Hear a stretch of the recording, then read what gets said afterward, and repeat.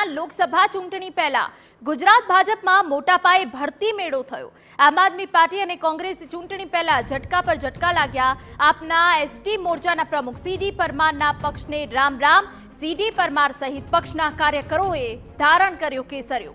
રાજકોટ જિલ્લા કોંગ્રેસ અર્જુન ખાટરિયા સહિત અનેક નેતાઓએ કેસરિયા ધારણ કર્યા।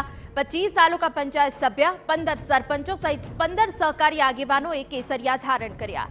વાઘોડિયા વિધાનસભા બેઠકના અપક્ષ એમએલએ ધર્મેન્દ્રસિંહ વાઘેલા કેસરિયા કરશે તેવી વિગતો સામે આવી છે। કે જે નાના ખેડૂતો જે અમને જે મુશ્કેલી હતી એના માટે એમણે 6000 રૂપિયા દર વર્ષે, પહેલા 2000 જ્યારે અમને બિયારણની જરૂર છે ત્યારે ખાતરની જરૂર છે ત્યારે બીજા 2000 રૂપિયા, અને જ્યારે કાપણી વખતે પૈસાની જરૂર છે ત્યારે બીજા 2000, એમ 6000 રૂપિયા દર વર્ષે કોઈ પણ જાતની અરજી કર્યા વગર, કોઈ પણ જાતના વચેટિયા વગર, કોઈ પણ જાતના દલાલ વગર ખેડૂતોના ખાતામાં સીધા પૈસા આપવાનું કામ એ નરેન્દ્ર મોદી સાહેબે કર્યું છે।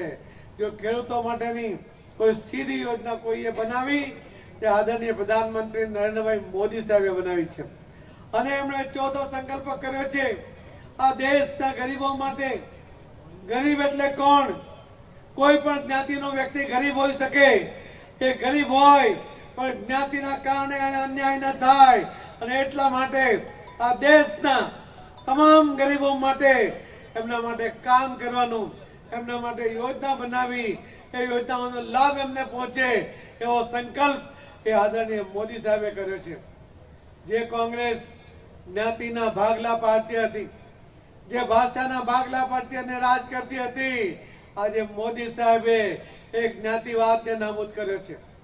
એમણે ભાષાવાદને નાબૂદ કર્યો છે। એમણે જે 4 વ્યાખ્યા કરી, ગરીબ, કિસાન, મહિલા, યુવા, આ 4 સેક્ટરને મજબૂત કરવાનું એમણે કામ કર્યું છે। એમણે વિશ્વકર્મા યોજના દ્વારા જેમના તરફ ક્યારે કોઈએ ધ્યાન નથી આપ્યું એના માટે પણ કામ કર્યું છે। એમણે આ દેશના જે માછીમાર સમાજના ભાઈઓ છે, જે ખારવા સમાજના ભાઈઓ છે, જે માછીમારી કરે છે, એમના માટે પણ અલગ અલગ વિવિધ યોજનાઓ દ્વારા એમને મદદરૂપ થવાનું કામ કર્યું છે। એ જ રીતે આપ પણ આ બધી જ મોદી સાહેબની યોજનાઓમાં વિશ્વાસ રાખીને, મોદી સાહેબના નેતૃત્વમાં વિશ્વાસ રાખીને જ્યારે આપ ભારતીય જનતા પાર્ટીમાં જોડાયા છે ત્યારે અમારા આદરણીય મુખ્યમંત્રી શ્રી ભૂપેન્દ્રભાઈ પટેલજી અને ભારતીય જનતા પાર્ટીના એક કાર્યકર્તા તરીકે, અધ્યક્ષ તરીકે અમે સૌ પણ આપની સાથે જોડાઈને આપણે ગુજરાતને વધુ ઝડપમાં વધુ આગળ વધારવાનો સંકલ્પબદ્ધ છીએ। તો રાજકોટ કોંગ્રેસમાં ભંગાણ મુદ્દે જિલ્લા કોંગ્રેસ પ્રમુખે પણ સ્પષ્ટતા કરી। પક્ષ પલટો કરનારા અનેક કાર્યકરો સામે પક્ષ વિરોધી કામગીરીનો આક્ષેપ કરાયો। તમામ વિરુદ્ધ પક્ષાંતર ધારા હેઠળ પાર્ટીમાંથી સસ્પેન્ડ કરવાની કાર્યવાહી ચાલતી હતી। જિલ્લા પંચાયત ઉપલેટાના બંને સભ્યો 2022માં ભાજપમાં ભળી ગયા હોવાની વાત કહી।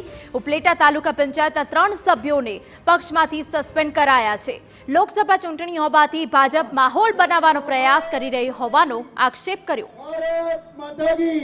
જે જિલ્લા પંચાયતના સભ્યો અને જે તાલુકા પંચાયતના સભ્યો ગયા છે એમાંથી મોટા ભાગના સભ્યો સામે કોંગ્રેસ પાર્ટી દ્વારા એના સભ્યપદેથી સસ્પેન્ડ કરવા માટેની કાર્યવાહી ચાલુ રહી છે।